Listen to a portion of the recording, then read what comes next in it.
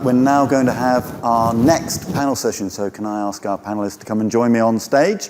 One of the things that I mentioned yesterday, the MIT Moral Machine, which is about trying to teach autonomous AI morals and ethics. One of the things that came out of that research is before we can teach machines morals and ethics, we probably ought to agree amongst ourselves what are human morals and ethics to come out there. So, now, our next discussion, we're going to be talking about the invisible threat, supply chain. It came up yesterday, it came up a little bit earlier today, but before we get started, let me just ask our panel to introduce themselves. So I'm going to start with Stuart, if you wouldn't mind a brief introduction, Stuart. Thank you, Peter. Good morning, everybody. Stuart Frost, Head of Enterprise Security and Risk Management within the UK Government.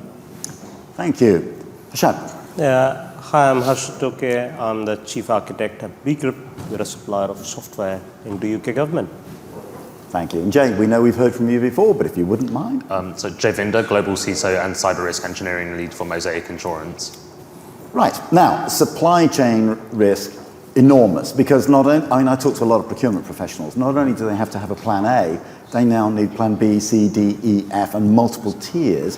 Where are the areas that we see the most vulnerability for cyber threat in supply chain? Yeah, so look, I mean, being very honest, right, I've worked in cybersecurity for the last 9 years, and for the last 9 years, I've heard about supply chain threats. It's not a new threat, it's an evolving threat, and it keeps changing.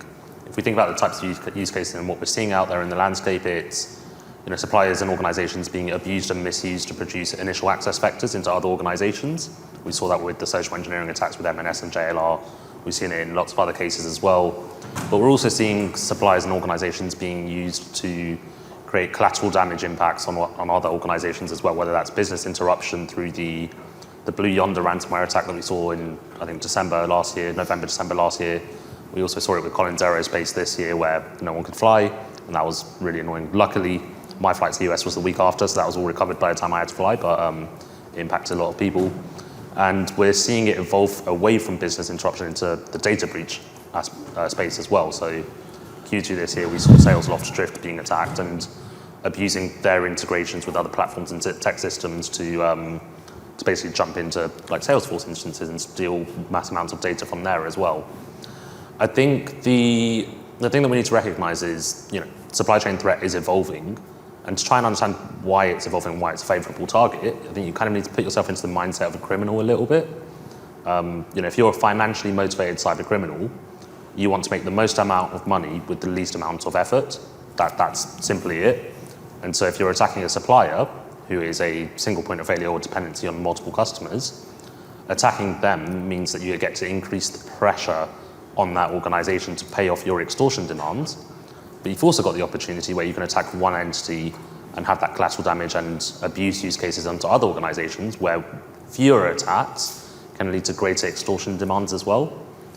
And I was having a conversation with Justin over at Risk Ledger. I don't know where he is, if he's here, but I was chatting to him yesterday, and he made a really interesting point around collaboration. When a new piece of malware strain is identified, Google Mandiant and other vendors and other organizations will jump into it, rip it apart, reverse engineer it, pull out a bunch of IOCs and share that with us. And for the most part, we widely accept it. All right, Mandiant's gone in, they've reverse engineered some malware, they've shared some IOCs. I trust that those IOCs are real. I trust that if I see something that looks like this indicator, it's a compromise. There's something that's gone wrong. Interestingly, with supply chain, us three probably have the same supplier somewhere in our ecosystem, whether that's in finance or an IT service or as part of a HR system, CRM provider, things like that. But we all take on the individual responsibility to go out and assess and validate and work out whether or not they are secure or something that we feel reassured in being able to work with them on. We don't actually collaborate that often. I don't talk to Stuart and say, Stuart, who are your suppliers? Okay, well, I've got these suppliers. Good job. What's my overlap? Stuart, have you identified a weakness with that supplier that I should be aware of? We just don't talk like that. I think that's one of the greatest challenges we have, is we don't actually collaborate the same way with supply chain intelligence as we do with other types of threat intelligence. Great, thank you. Now I'm going to come to Stuart. By the way, I've seen the first questions come in. Please do keep them coming through. So Stuart, given the ongoing problems and challenges with supply chain and supply chain management, and the number of breaches, why is the compliance approach working? And if not, where are some of the challenges we're seeing? It's working in part. Incidentally, I like the title of this session about the invisible threat because it's a well-known fact as humans that we don't react well to physical. We don't unless we can see something, physical presence and visibility. We don't deal with it. So we're not dealing with such a supply chain problem, backed up by the NCSC stats that say only 14% of organisations have actually looked at their first tier even, let alone going down the chain to look for concentration risk. But I am sure, to your question, Peter, many of the organisations that have been breached, even recently, will say they are compliant. They'll be compliant with ISO, NIST, whatever it is, PCI, but are they effectively managing the risks? That's a separate question. Compliance doesn't equate to security all the time. And equally, it's easy to say, for example, yes, we've got monitoring in place, we're compliant with monitoring, but then when you delve into it, what percentage of the IT estate is actually covered? What logs are being pulled through? Are the logs actually being actioned on time, and is corrective action taken place? So compliance doesn't really equate to being secure. So for me, we need to move beyond compliance. And human nature as well we don't react very well as people to bad news. We don't like giving bad news, so we tell people what they want to hear, especially if you want a contract, So we go to assurance, and we go underneath the compliance to make sure everything possible that can be done to protect the assets has been done. Are the right policies in place? Are they up to date? Are they relevant? Are the standards up to date? No point complying with an out-of-date encryption standard if it can be broken. Again, compliant but not secure. Are the controls effective? Are they meeting their objective? This is all about assurance. And then it can be okay to be non-compliant. What's not okay if that's not recorded in the risk analysis? That's fundamental. That's a failure of due diligence. So in terms of supply chain specifically, I can kind of go with compliance if I've got a contract with somebody for cutting the grass, say, because the threat's not real to the operation of my business. But if I've outsourced a critical business process that I can't operate without, if that supplier is breached, that's when I would go underneath to assure. Yeah. And I think this is an interesting point. We'll come to smoke. Sorry, still got my cough. Many organisations don't even know what their own estate looks like, never mind what suppliers and multiple tiers of supplier looks like. So Harshad, let me come to you. What is the biggest challenge organisations face at the moment when they're trying to secure a supply chain which also has to be agile and nimble and adaptive? Yeah, I think volume, what we haven't really touched upon is the volume of how much you really depend on the supply chain and how deep it can go. So certainly as a SME, we can see the challenge that just looking at how much you depend on your supply chain is huge. Sometimes it can be paralyzing, in fact, to try and figure out what all you've picked up from the internet or third parties. So that is a significant challenge. And going back to what Stuart said about compliance, one of the biggest aspects is the fear that if you're not compliant, it's a big problem. No one really wants to flag up and say, you're not compliant. But an assurance mindset, and this is where it's something that we work with NCSC, is really good, is the principles-based assurance talks about the underlying principles and whether you actually meet them or not. And those schemes help you think differently rather than this being a stick. It produces a result which paints a much bigger picture of the risk than of saying, are you compliant or not? Is this a big tick mark? We're still in the world of, I'm compliant, it's a tick, it's good. And I think that's a big challenge both from a supplier and a consumer perspective, because it creates false sense of trust. And for a supplier, it's an incentive to basically get to that tick in the fastest possible way. And I think that's a challenge. Ultimately, many of us with multiple tier supply chains, you're going to come down to a small mom and pop supplier at some point. They're being asked to fill in compliance statements left, right and centre, and honestly they see it as a huge burden and overhead, and they just want to tick the box so that they can get the contract. That doesn't help us, particularly as we're trying to manage these complex, volatile supply chains. So Let me ask you then, Harshad, what does a truly transparent supply chain, one that's accountable, look like? And how do we build trust across it? How can I trust an organization? And I'll give you one example. I've got a website for one of my small businesses. It's just me. People keep thinking I'm some kind of big company because I've at least polished the website a little bit. It'd be very easy to catfish them. So how can they trust me, and how can we trust our supply chains at all of these tiers? So that's a very interesting example that you've pulled out, that sometimes just looking at something, and it goes back to what Stuart said, is if you see something and it looks good, you trust it, you think it's big, but there isn't really any other evidence or any other information to tell you if that's true or false. Now, some of the regulation, like the Cyber Resiliency Act coming in the EU, and the same thing here in the UK, will help make that a bit more transparent. Again, to a large extent though, this is education and this is people asking questions and not be overly trusting. We heard in the AI talk earlier, but the same thing applies to websites, the same thing applies to the supply chain. Just because something looks good doesn't mean it is good. You need to do the due diligence. And there are standards out there, but still I feel like the cost remains a challenge, because it's difficult to go in and look and ask these questions all the time. We are interacting with these systems to get on with whatever we want to do, and trust is assumed or implicit by what you say. And I think getting to a place where this is a bit more visible in terms of what you're getting into would help. And that's the transparency part. The accountability part, the way I look at it, is something we discuss internally, certainly as a vendor, is how do you get to a sort of continuous improvement mindset? Because security is everyone's problem. If someone wrote bad code, someone got some bad data, someone took the data and put that into an AI engine, it's going to affect a much bigger ecosystem.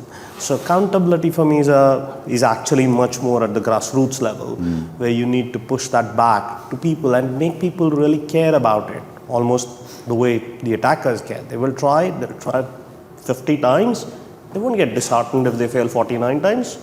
But from someone who's doing your regular job, a compliance thing means if I've met that, I'm done. Whereas if you think of this as a continuous improvement, even if you're not there today, look at how you'll get there, is a much more positive mindset. And building that right into the grassroots is I think, a challenge we all face. Yeah, I think the point you raised about the bad actors only have to get lucky once. We have to be lucky all the time. But I don't think it's luck. I think trust and verify is what we do. So also, I think another point is how can we make it easy for people to support that trusted environment, be compliant. And Jay, let me come to you. I hate talking about mature supply chains because honestly we keep breaking them and remaking them almost daily at the moment. But what does a mature supply chain risk management strategy look like in practice? Because I think there's the ideal, and nobody's ever going to get to the ideal. What does a practical? No, absolutely. I think one of the challenges we've got is we've annoyingly kind of created a risk management framework that doesn't actually work. I mean, Stuart made a really interesting point here, right? Which is a lot of people are compliant, but we're not secure, right? We're compliant. We're doing the right things based on what we've told ourselves that we need to be measured against, but that right thing is not working. So we're at this kind of interesting crossroad where we either keep doing it and keep throwing more people at it, or we need to make a change, kind of rip it up and rework how we think this should work. I think one of the analogies I like to use from going back into COVID times is when we were going through that lockdown period, one of the things that the government said is, look, we're going to rank people based on kind of whether you are, or we're going to categorize people based on whether your occupation is something that we call a key worker to the economy functioning, or if you're not a key worker. And what I like to do with my supply chain is kind of say, okay, well, in the context of this organization, who is a key worker for this organization? If they went down, or if they were suddenly not available for a day, a week, a month, would it materially affect me? And if the answer is yes, they are a key worker, they are someone that I need to spend more time focused on compared to the non-key workers. And the simple analogy there is like, you're going to go down and you're going to say, okay, coffee, but the person that supplies me with coffee beans, they're not my key worker. The IT service provider is my key worker. But then when you go down into the IT service provider route, right, you end up with like a list of, for me, it was a list of about 50 odd IT service providers, and I could kind of go down and I could be like, okay, telco, yes, okay, if they went down, I'm going to have a problem. They are a key worker for me. That IT service provider over there that helps out my underwriters out with risk assessments and risk triaging, they're not a key worker. I mean, if they went down, it's going to make things more inefficient, but they're not a key worker for me. And that really helps me contextualize who I cared about and who I need to spend more time on. The other challenge that we've got right now is we've created an overly manual process. We have controls, but those controls are operated by humans and processes that are very manual and really quite boring. You get a SOC 2 report from your supplier, you have to take a yellow highlighter out, highlight all the things that you care about and try and work out what, do you care, do you not care, is it important to you, is this finding really a risk to your business? It's a boring process, it's really cumbersome, it takes a long time. You've got the business shouting at you saying, hey, I want to make this service work, I want to sign the contract, hurry up and review the documentation that they've sent you. Nowadays, we've got AI, which personally I'm starting to embrace. I think we have got a challenge of we need to be able to trust that anything I put into the AI solution is not going to be leaked, but I genuinely believe that embracing AI and Gen AI is going to help us move away from the broken controls that we have right now, where we've got a team, and the size of our team means that we can only assess 10% of our suppliers, and our supply chain ecosystem and network keeps growing, so that 10% now becomes 5% and smaller. And I have to rather than going to the business and saying, let me hire more people to cover more of my suppliers, I'm now just pushing it to give me budget to invest in these Gen AI solutions so that I can remove the dependency on people. And those people there, guess what? They hate their job right now. They don't like reading SOC 2 reports all the time. They want to do something more fun and more interesting. We can embrace that. We can get them to do something more fun and interesting. So they like it, the business likes it because it ends up being cheaper for them, and we can cover more of the third parties. And I like it because I actually don't sit there and think, so those 90% of third parties I'm not assessing, I wonder if there's a problem there. Could be the hidden, the invisible threat. Yeah. I guess. Now, Stuart, let me come to you. Standards. We all love them. I do think at the moment, my personal view is quite a lot of regulation standards and compliance is playing behind the curve. But what role could they or should they play in shaping resilient supply chain ecosystems? So standards are integral. Just one, if I may just come back on a couple of points. I think we just need to roll back a little bit and remember that actually this is business risk. Yeah. We in security exist to protect safe enough execution of the business strategy. And this is all about risk, and risk has to be done right. I would probably suggest that risk has become a separate compliance exercise in its own right now. We observe risk. We don't embed uncertainty analysis into decision making at the point in which it should be. We've talked a lot about AI. We've just seen a great presentation. We're on the cusp of quantum, and people are still making critical business decisions based on the colour of a square. Nobody's looking at the context behind the colour, and that's fundamental in supply chain. We don't consider what would happen if that supplier couldn't operate. We just don't do it in organisations. But standards are fundamental. Without the standard, you've got nothing to measure them against. They either meet the standard or they don't. And if they don't, that's when you have to reflect it in the risk analysis. Because as much as this is a challenge for security, it's got great business benefits, this interconnected supply chain. And we will never mitigate this risk. We will never reduce it as long as we want to outsource it, because it's got huge financial value for the business. When I first took over this role a few years ago, I saw some of the contracts, and the contracts actually included wording such as best endeavours, wherever possible. That doesn't provide certainty that something is being done correctly and there's a strong security posture. Only if you measure somebody against whether they're meeting the standards or not does it provide that certainty. So for me, it's absolutely essential, and it should be baked in to contracts. This is not a security problem, it's a multidisciplinary problem. So you've got to work with commercials, with legals, with the business, with resilience colleagues. Make sure it's baked into the contracts and you can measure your suppliers against the standards. And you know what? Even if they're not meeting it, the business might still decide to accept the risk if the due diligence has been done and it makes business sense to award that contract. And I think all leadership teams have a risk appetite. There's an acceptable level of risk they're prepared to take. It's whether we can inform them. They can make well-placed, well-founded decisions based around risk. If your risk appetite statement is meaningful and couched in business-focused language, they're normally something along the lines of, we have got a cautious approach to risk. What does that mean? I don't know what that means, to be honest. So it's time we reversed engineered business language into security, I feel, rather than assuming everybody understands this language that we talk. Right. You're right, and I think putting that into an objective language rather than subjective is much more important, because we can all make the nice noises of that. Let's face it, we've seen enough CEOs stand up and talk a nice talk, but often I think it's word salad that doesn't actually contain a great deal of content. Now, I'm going to break with convention. We're going to do a couple of these questions because I think they're really good. So I think the first one, let me come to you, Stuart, bearing in mind your position. I'd like to get your view. So the question is, why is the government not embracing DORA to help companies understand the risk of ICT supply chains?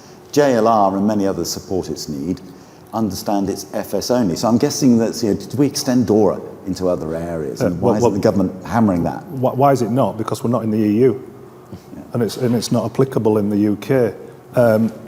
If you mentioned the Cyber Resilience Act, that will help, by the way. When that's due in the next 12 months, I think that will help. But there's a number of, we still apply the principles of NIS in the UK, so that's helpful.